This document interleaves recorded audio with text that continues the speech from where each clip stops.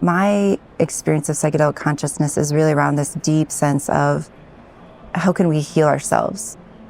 And as we are healing our own selves, particularly for this model of working with the IFS and our parts, how it really brings us into a space of being able to be of service to others and support others in their healing space. And really, I am deeply in this space of this desire to help create community where we're walking each other home. And as each one is taking care of their own healing, that they then become capable of supporting the other and supporting them too.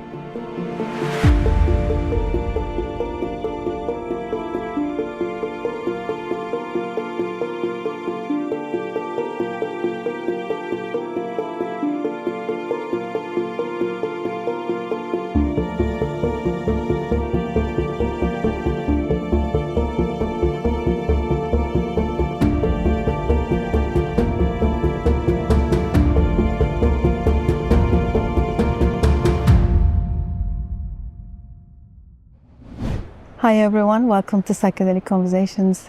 I have a returning friend, guest of the show, Heather Smith. Welcome. Hi, thank you for having me again.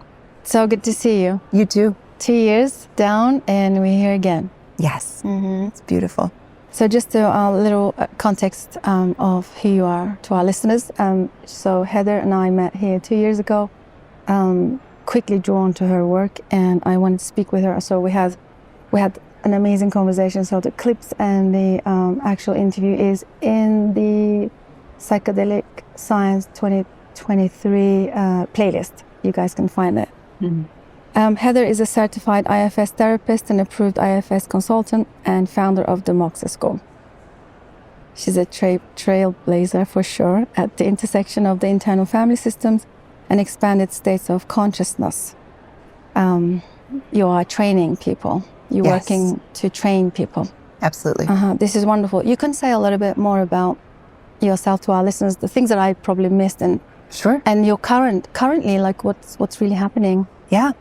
So I have gone full-time with the Moxie School, where I train facilitators working in expanded states with the IFS model and really synthesizing how do we approach the material that comes up through psychedelic experiences through this lens of IFS, which is this self-led approach of open, curious, what's here, what's happening, right? Instead of more of an approach that might be more, let's kill off that ego or get rid of that feeling or make this certain thing go away. It's like people want to change themselves and have a new experience through this way of working.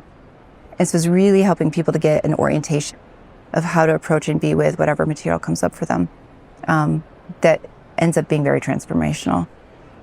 So I have a couple different programs going now. I have a full level 1 style course going where I train facilitators and guides in the IFS model.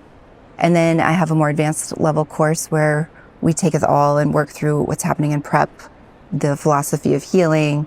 We talk about the facilitation of expanded states through an IFS lens, and then of course integration.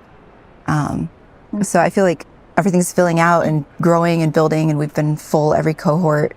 And it's just been really beautiful to get really into it and just watch it bloom.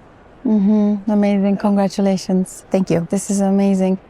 So how often do you run these training programs? Yeah, so I'm working on a trimester's schedule now, which is beautiful. So we're 3 months on and a month off. So all of our cohorts start in September, January, and May. And it's nicely paced. And then people who want to continue with mentorship programs, they can just keep coming each semester as long as they want to come and engage in the community. So yeah, this is wonderful. Highly recommend it. Moxieschool.com. Yes, moxieschool.com. MOXIE. IE. Yep. Right. MOXIE. Not Y. Correct. IE. Because I was doing the initially with the Y, so searching. Okay, great. Thank you so much for that. I mean, one of the reasons I wanted to catch up with you is what really moved me the last time we met is that I felt like we had a really grown-up conversation. I remember it. Yeah, it was really like, it moved me and it stayed with me because it was really that needed at the time. Because at the time, I'm speaking to a lot of the attendees this time around, and the common theme that we are speaking of is that this year feels very different. It does. right? And you Totally agree. different. I totally feel it. Yeah. I feel like, so my perspective, and I'm interested in yours. So what I felt is that I felt like last time was more filled with people who are after the gold rush, and it was filled with people who are really excited, like prematurely excited, Sure. like, you know, discovering something new, and then which was good at the time. I think it served well. I think it was good in terms of the energy. Yeah. And how it kind of propelled the industry forward. Like, I really liked it, but at the end of the day, when I reflect on it this year, I feel like those of us that are here for the long haul are here. Absolutely. That's what it feels like. Yeah. The people, it's a sense of like who really get it and like really believe in this. Like temporary things that might not go the way we hope don't deter us from the work that we're doing because we believe in it. And so we're still here. Yeah, it's a passion project. It's a legacy work. Absolutely. I mean, this is my life's work. Right. Like this is, I was just telling a friend, like, this is my becoming. He said, what if you died today? Would you be ready? I said, well, I'm not dying today.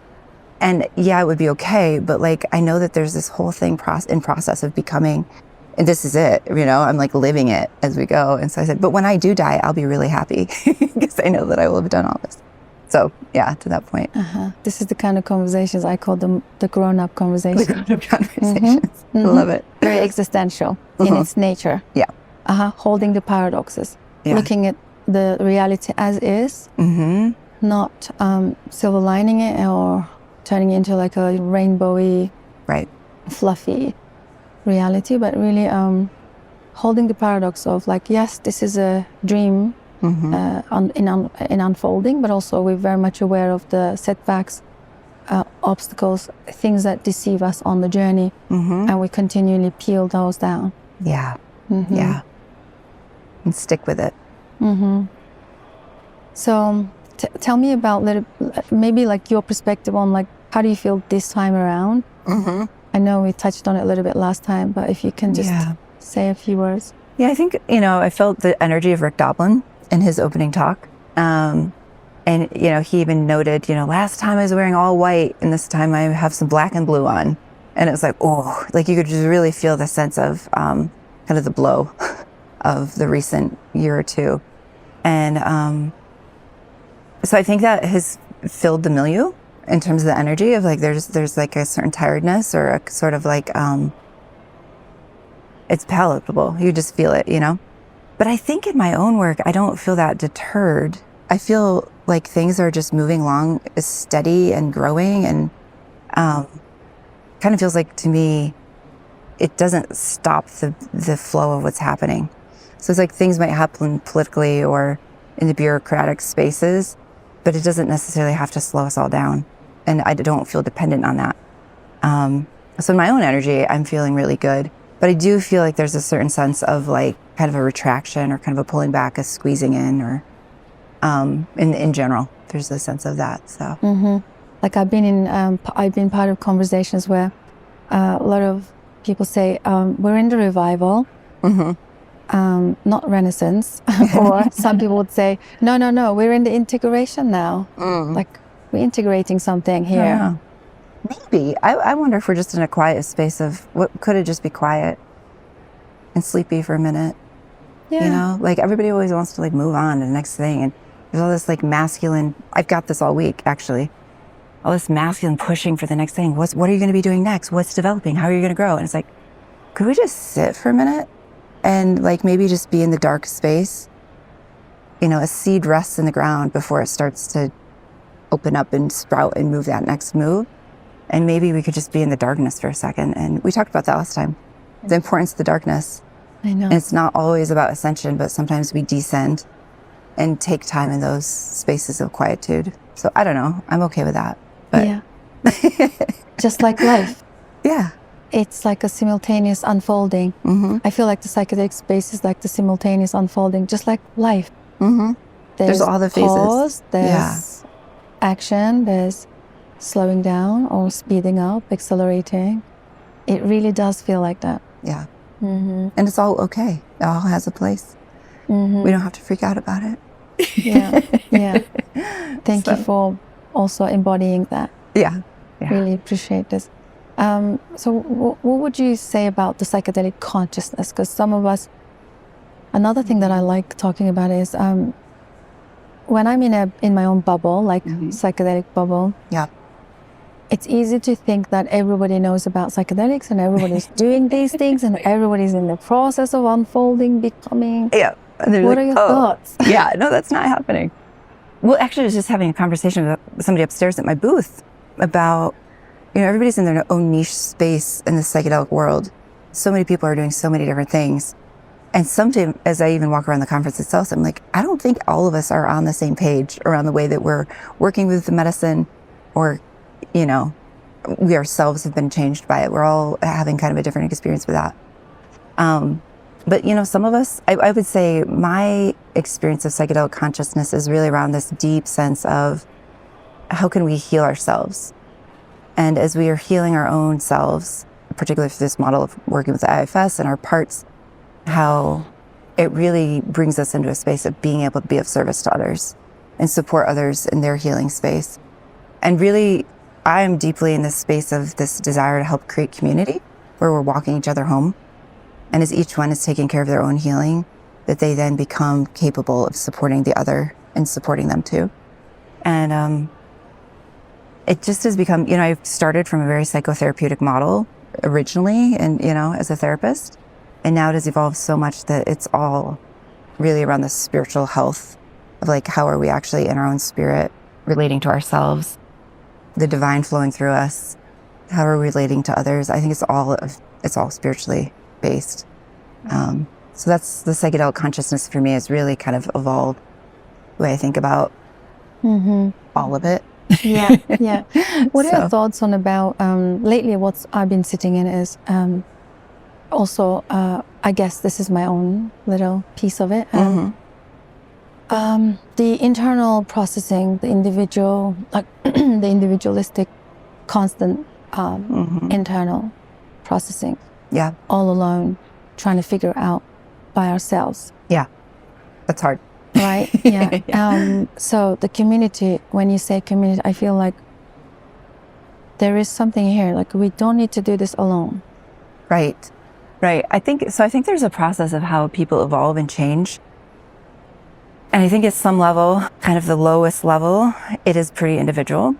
And it's almost a very selfish space in that until we can start working through some of our own shit, if you will, our own burdens, our own problems, our own stuck places, like low density spaces, until we can start fleshing that out and kind of getting it out of our system, essentially, it's hard for us to be in community because we're constantly triggered and judging, and it's hard to receive other people's love when we're still in these really tough places. So I think there's a certain level of like individual work that needs to occur. But what I've really been tuning into lately with the community is the community bearing witness to the individual finding their way. And that's one of the biggest reasons we have personal trauma, is because when the bad thing happened to us, we were alone in it, right? And this is what Gabor Maté teaches about. It was traumatic because we were alone.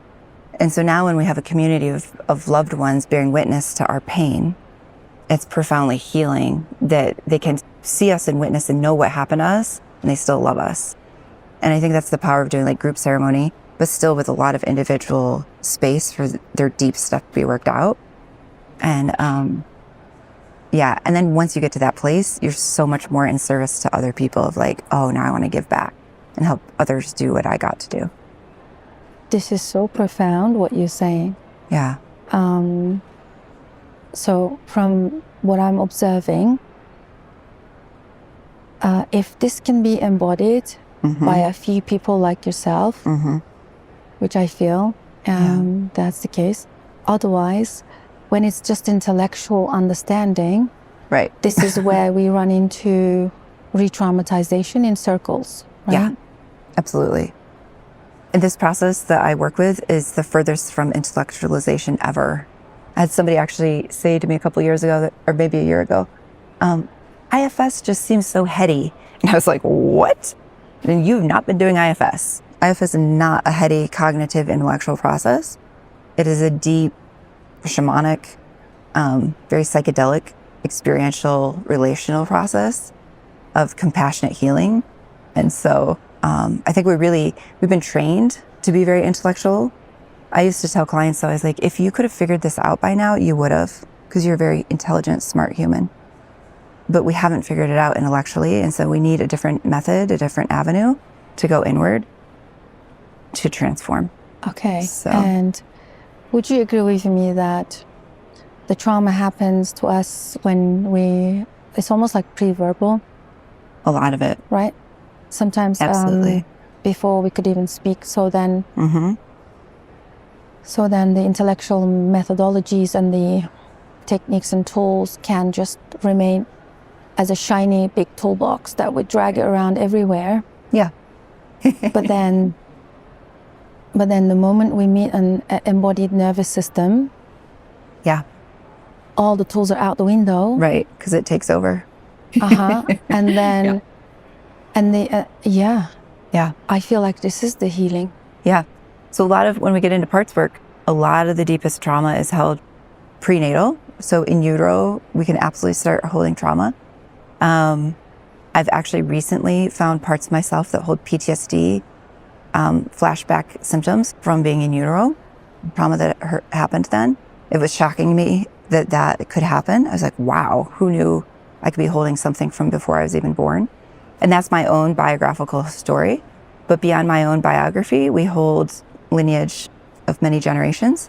And very interestingly, recently I've been connecting with a lot of people 5 generations back and what their lineage has been holding and what they've been passed down and believing now in their own lives from what grandfathers and grandmothers experienced in like World War II. And it's just profound to me, like, to think back historically how much that type of massive destruction on Earth had on our humanity still now. Absolutely. It's amazing. I believe in the predisposition in the utero. Mm-hmm. For example, let's say you're coming from an ancestral lineage of, let's say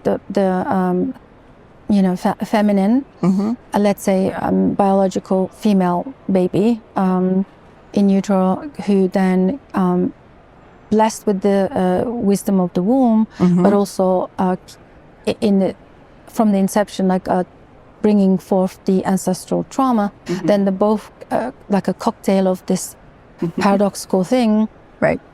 makes the baby, creates this predisposition for the baby to then perceive the utero environment at such a heightened, hypersensitive Mm-hmm. levels, which then brings us to the coexistence of stand growth. And then we're out in the world, and this coexistence meaning that something occurred in utero that then continually manifests in our lives, Mm-hmm. frequently, every milestone. Yes. At 10, it's like a suffocation, for example, That's right. or felt sense of suffocation in utero, or the birthing process, for example, can happen like being stuck in an elevator at 10 years old and screaming for Right. parents. Right. Or, it will continue Yes. throughout our lives, because it's also the essence of the power of this thing seeking to be healed. That's exactly it. I use the word recapitulation. Mm-hmm. These traumas will keep recapitulating. It's like a spiral. Like it keeps coming back around and keeps hitting on that trauma space, and it'll come through different things, but it feels as though it's that again. Mm-hmm. And when it hits the nervous system that way, or a part of us, it reenacts that original trauma, and we're like feeling like we're a child again, and we don't know why. Yeah. It's Yeah. like, oh, Yeah. why am I crying like a baby right now? Yeah. So I think I consider that's like every time it hits again, it's like it's raising its hand, begging to be healed.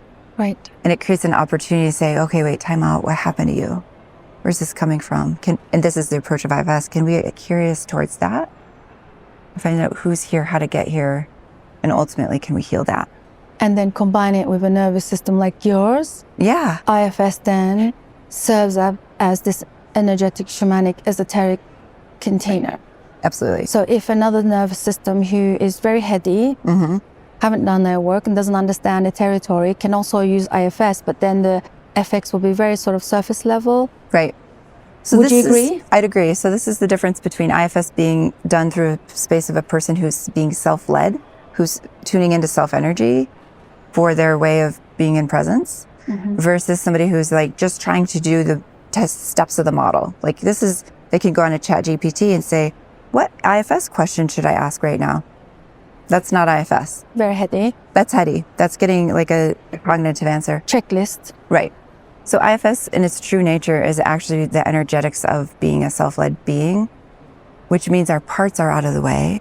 They've trusted in us. We have a relationship to our different parts. And so they've given us enough spaciousness to come show up in the world and be clear and calm and confident and in presence, right? Mm-hmm. And if you're not working with a therapist or a facilitator in that kind of way, you've got some modification of something that looks like IFS. But that's really what makes this model really specific and potent. So, and this is the grown-up conversation of bringing it all back to, my argument is that the nervous system that is holding the container and the space in the process for the other person is everything. It's so everything. Yeah. Because it models to that other person the possibility of what they can have for themselves. Right? As I embody self, the invitation to my client is like, this is on offer for you too. It's inside of you. This is also you. And when we help your parts all get healed and reoriented in harmony, like you can also have this presence of spaciousness. And I love that. I don't always feel this. I mean, I get triggered. For sure.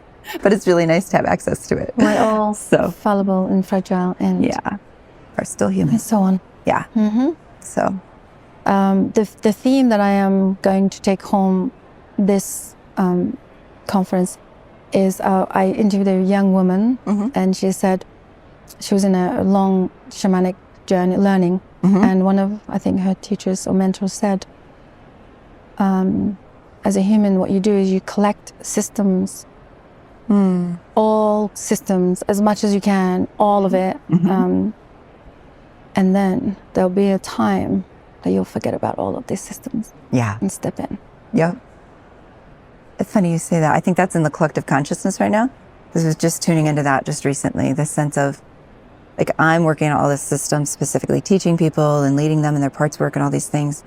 And just recently I got this really beautiful sense of like moving into another dimension, that like all this is like so of another dimension or plane. And there's like a calling, an invitation to another space of a lot more like presence, just like being. And I'm like, yeah, I think I'd like to hang out there more. So then when I meet you, and Heather is an IFS trained therapist, so that's like front of the shop, like, yeah, exactly. Like invitation, come in. And then you take me all the way back and show me, oh, wow, like something else is waiting over the other side. Beyond. Yeah. When we work from this place, then any method can work. Absolutely. And the systems all start, if they're built in truth, they all keep confirming each other. Yeah. It's beautiful. Yeah. So good to talk with you again. Thank you. Likewise. Thank you so much. You're really welcome. Appreciate your energy, the work that you're doing, and hope to see you again. Thank you. Appreciate it. All right. Thanks everyone for joining us. Hope you guys enjoyed this conversation. So we'll add all Heather's links and offers in the show notes so you can connect. And please do comment and share and be part of this conversation. I'll see you on the next one. Bye for now. Thank you, Heather. All the best. Yeah, you as well.